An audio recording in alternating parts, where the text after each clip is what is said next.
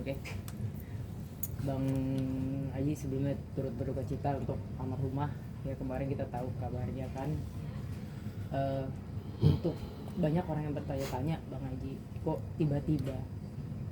Nah itu kenapa Bang?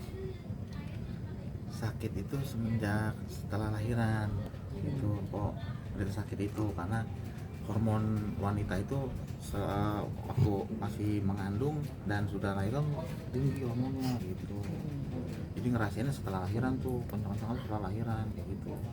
Awalnya orang bilangnya makanya kantongan susu gitu. Iya. Ternyata itu timbul penyakit itu gitu. Banyak yang bilang maaf Bang, kanker payudara betul.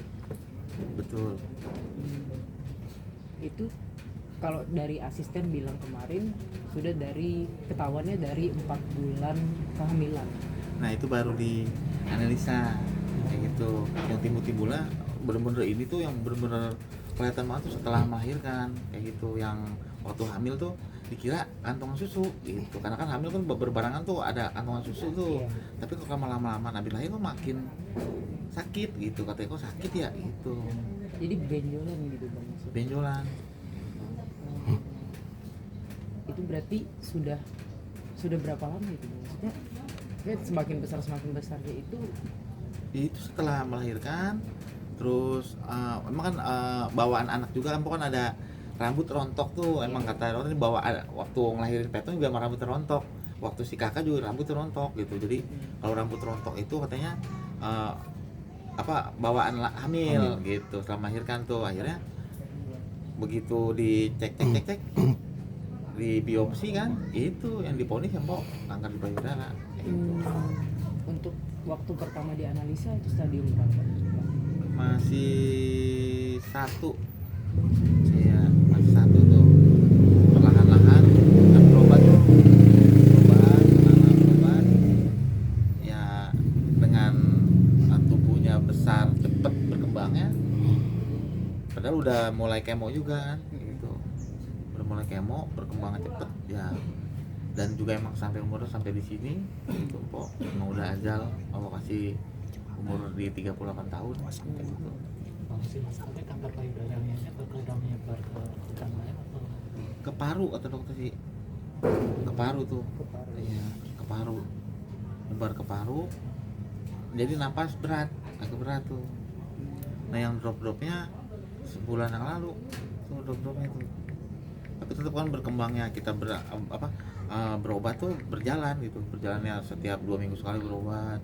3 minggu sekali kita berobat kayak gitu berjalannya sangat cepet kayak gitu karena kan Empo juga kalau nggak aktivitas malah makin nyeri katanya kalau aktivitas ketemu temen-temennya dia makin hilang rasanya kayak gitu jadi nggak mikirin penyakitnya kayak gitu emang orangnya super ya gitu kalau belum udah banget sakit nih ya dia mah masih mau jalan orangnya gitu jadi nggak kata dia jangan dimanja punya penyakit kayak gitu prinsipnya kita malah jadi tambah sakit kayak gitu digerakin lah banyak gerak kayak gitu Udah berobat ke mana aja Bang?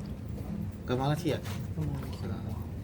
ke Malaysia kita berobat di kemo tuh kemo berjalan waktu kemo sekitar 8 bulanan per 2 minggu per 3 minggu sampai ada per bulan kita kembali sampai drop di sini selama kemo itu ada kemajuan di sini? alhamdulillah mengecil Oh, mengecil. Iya mengecil tapi nyerangnya ke paru nyerangnya Kecil tapi menyebar gitu. nyebar kecil tapi nyebar itu makanya juga bingung kan udah mengecil udah banyak perkembangan di apa sinar namanya di sinar tuh sampai 15 kali sinar 15 kali mengecil po batuk nggak hilang-hilang tuh selama 1 bulan itu kata dokter ada yang batuk 30 hari katanya ada yang 40 hari kan mungkin salah satunya karena batuk 1 bulan itu kali batuknya terus batuknya berdurasi panjang kayak gitu batuk Itu masih syuting Bang?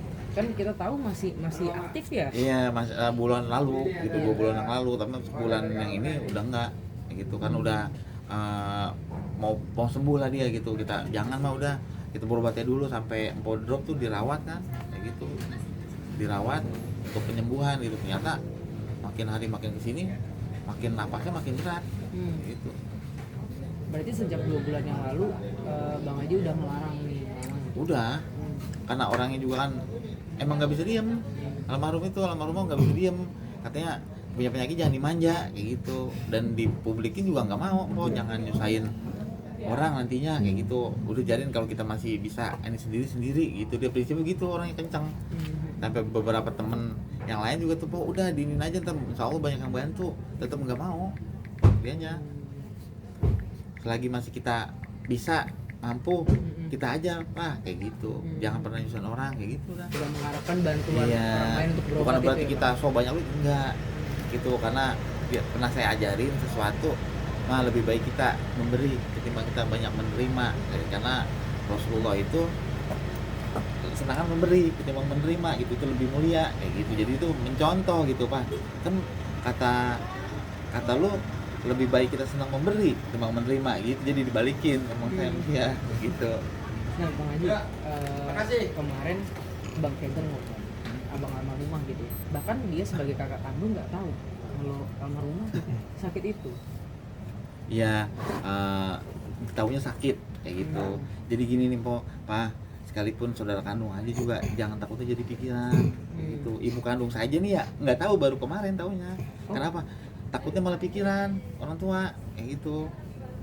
Mak, Pak, jangan dibilangin Mak gitu, katanya takut jadi pikiran kayak gitu. Udah kita aja udah kita telan, kita berobat, kita berusaha ikhtiar sambil berdoa kayak gitu. Udah prinsipnya nggak mau, intinya ini almarhumah nggak mau nyusahin orang gitu, nggak mau jadi beban pikiran orang juga kayak gitu.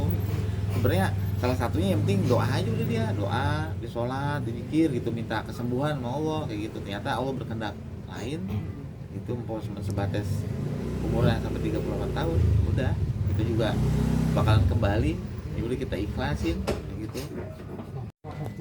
Iya, wakaf dari almarhumah kayak gitu. Kata dia Pak, ini kan di masjid kita belum ada ambulan nih gitu, doain apa kata dia gitu, kalau dapat rezeki kita beliin gitu. Akhirnya doanya dijabah tuh dapat rezeki tuh, dapat iklan gitu. Akhirnya sebulan niatnya tanggal 1 dapat rezekinya tanggal 25 tuh, kurang lebih begitu, di atas gitu. Jarak sebulan lah baru dapat rezeki kayak gitu. Akhirnya diwujudin sama Allah Ta'ala itu, diwujudin. Dia bilang Pak, ini udah ada rezeki kita ini gitu, udah dapat iklan. Ya udah Pak, nah, niatnya laksanain kayak gitu secepatnya.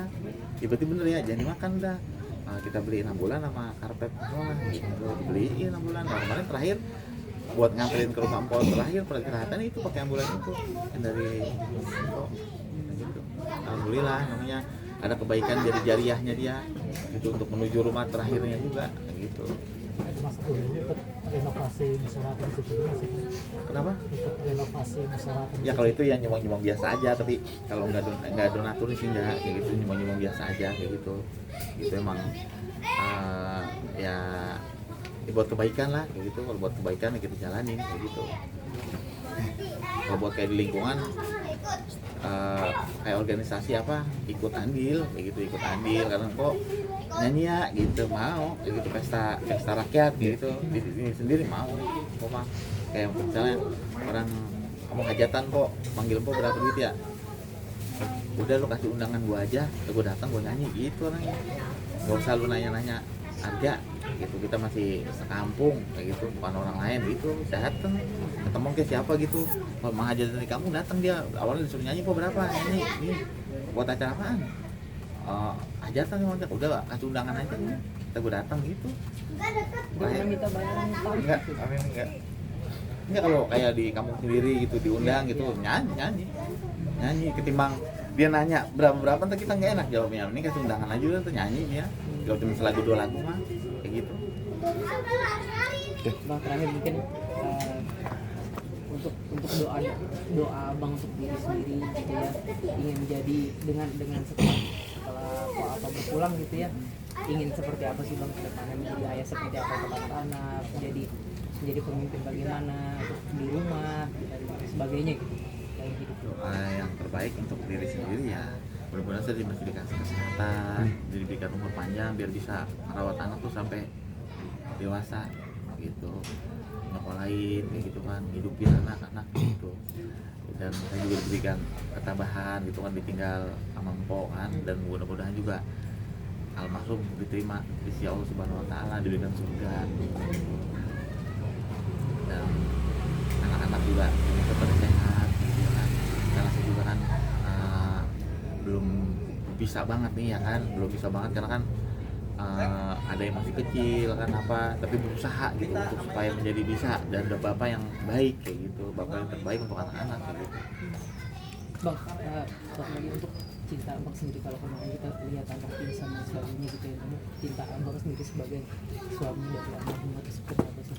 Cinta saya insya Allah dunia akhirat kayak gitu untuk empok kayak gitu. Makanya kita kan dari nol, dan nikah dan pokok dari nol gitu, kayak di pom bensin gitu, dari belum siapa-siapa dan menjadi apa-apa kayak gitu. Jadi kita ngerasain asam garamnya, ngerangkak kayak gitu, bener-bener ngerangkak dari bawah kitanya gitu.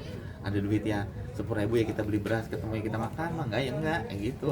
Baru nikah gitu kan, pokoknya dulu waktu zaman-zamannya baru nikah kita kasih 50.000 aja tuh sama dia bisa cukup buat perawatan juga tuh, hebat tuh Mpok. 30.000 dia buat beli lauk sama beras, 20.000 dia buat tabungan tuh buat perawatan dia waktu masih jalan di panggung gitu.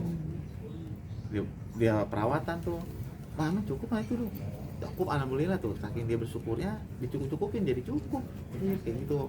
Pokoknya histori saya tuh keinget yang dulu itu, orang yang nerimain gitu, kita kasih duit berapa nggak pernah nolak gitu, nggak kayak bilang dikit apa enggak, orang yang diterimain alhamdulillah emang rezekinya segitu mau diapain kayak gitu, mau terima 50.000 kayak 10.000 emang rezekinya segitu, dia bersyukur, makanya dia angkat derajat akan Allah kayak gitu. Kalau bisa jadi orang terkenal ya sampai titiknya itu kayak gitu, karena orangnya menerima kayak gitu. Oke, siap. Oke. Ya, iya.